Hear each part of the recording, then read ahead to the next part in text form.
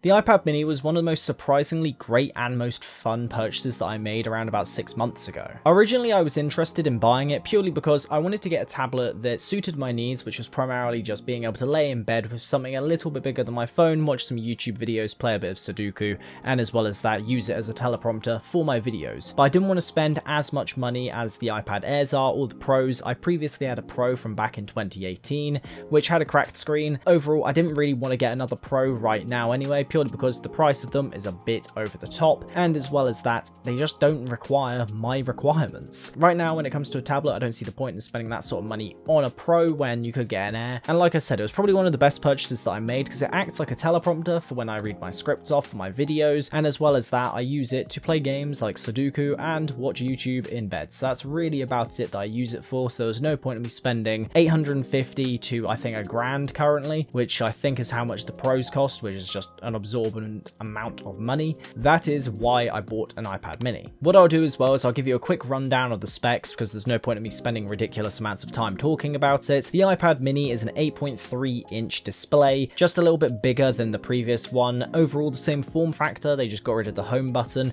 and replaced it with a fingerprint scanner on the power button instead. It's the A15 Bionic, which is the same processor that the iPhone 13 had, so again, great choice if you're wanting to actually use something that's a bit more powerful. It's also got the same processor, obviously, as what the baseline iPhone 14s have, which is very questionable.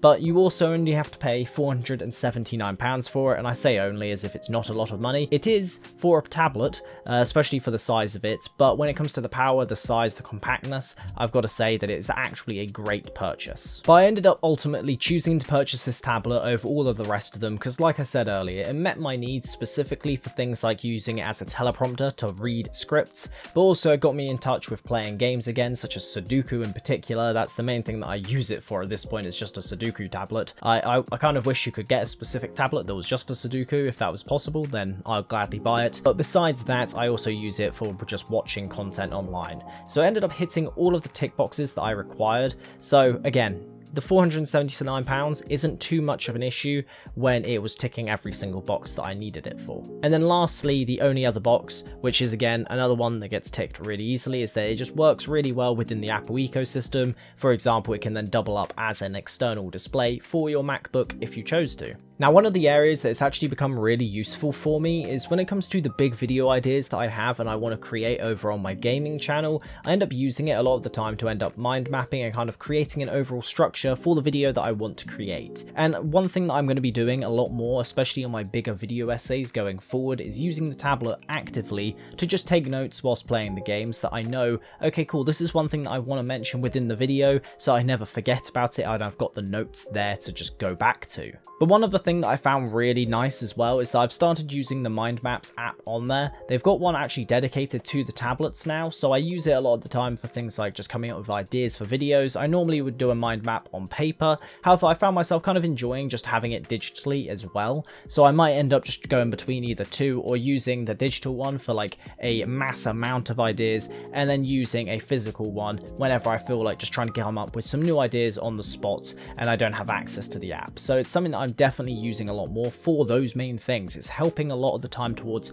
content creation processes, from reading scripts to coming up with ideas and taking notes for videos. Now, one of the reasons why I mention about it being a great choice as a teleprompter for a lot of people, especially if you're just creating content and you want a tablet to use as a teleprompter of some sort, yes, you could use your laptop, but they're very big, clunky, and they take up some space. I'm currently having to use my laptop as this one is dead right now and I need to charge it, but typically this is actually a really good option because it fits very easily in your hand. As you can see, literally just doesn't take up much of your hand at all. Well, it takes up your whole hand, but for people who have a lot bigger hands than I do, this will literally be something that feels just like a slightly bigger phone inside of your hand. The best thing about it really is that form factor and the battery life, which I will go into in a second. But one of the things that I actually really like about this is because of the small size and the overall form factor, when you're taking it away, you're probably not going to end up damaging it. It can sit very snugly inside of something, whereas if I was taking my laptop with me, it's a very big, heavier, bulkier thing to have to carry around places. I can edit photos that I want to take on this, but also if I wanted to, I could do things like cloud gaming onto the tablet. Not necessarily saying that I would recommend it, especially especially if you have bad Wi-Fi, but if you want to, you can do that as well. I think one of the main questions though that people will definitely have towards the idea of getting an iPad mini is why wouldn't you just spend £50 less, get a bigger tablet and get the iPad 10th generation? Now, for me anyway, I personally, one, I didn't have the option when I bought this tablet, that iPad hadn't come out, but even if I did now, I still would have chosen the iPad mini, for two particular reasons. One, this is a more up-to-date processor, it's a quicker chip overall, yes, just by slight margins, but not much, but the other reason is for the Apple Pencil. Now, what I mean by this is that the 10th gen iPad, for some reason, still uses the 1st gen Apple Pencil. I don't understand why, it's ridiculous.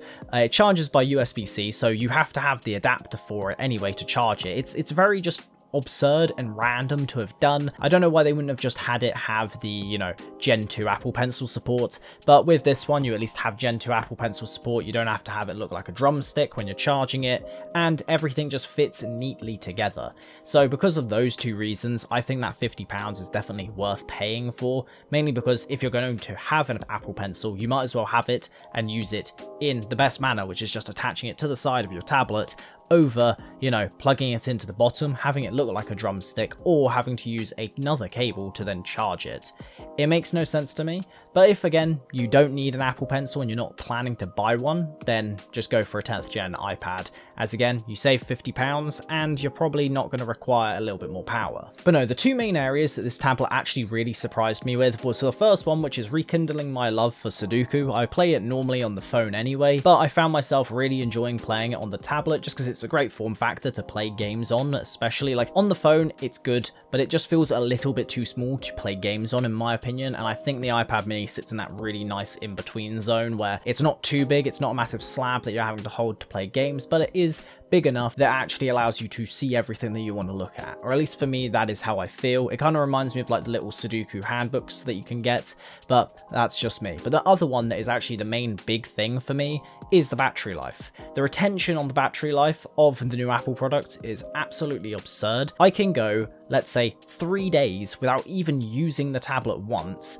and it only lose like 2, maybe 4% charge, which is absolutely ridiculous when you consider that all of the previous tablets that I've ever had would literally be dead by that point, or any previous laptop that I would have had besides the MacBook Pro, the new one, all would have died within that point. Like, the retention on the new Apple devices is absurd, and honestly, I'm here for it. I love the fact that I can literally just not use the tablet. It can be sat at 100%, not use it for a week, and then I go back to it and it's only at like 95% and it hardly loses any charge. Obviously, the caveat at that is that when you are using it, the battery does drain a little bit quickly, especially if you're playing some form of game or you are watching entertainment kind of actively.